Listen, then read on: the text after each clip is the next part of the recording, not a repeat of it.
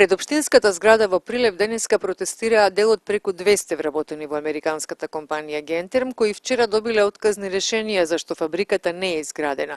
Работниците кои тврдат во мизерни услови во Украина поминале 3-месечна обука, сега се наоѓаат во безизлез, а менаџерите на Гентерм во Прилеп им советувале да бараат ново вработување, зашто фабриката за автоделови не е изградена.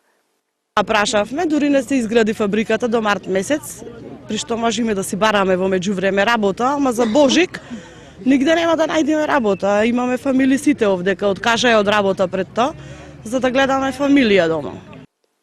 Овие луѓе бараат од Гентерм и од општина Прилеп да бидат вратени на работа како што им било ветено. Уште пред да заминеме за Украина дека ќе се работи интензивно, ќе се стаса фабриката и ние кога ќе се вратиме тука имаме загарантирана работа.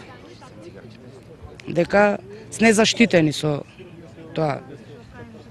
И поради тоа, па да не речам 100%, ама 90%, откажаја од работа, кај што има стален работен однос.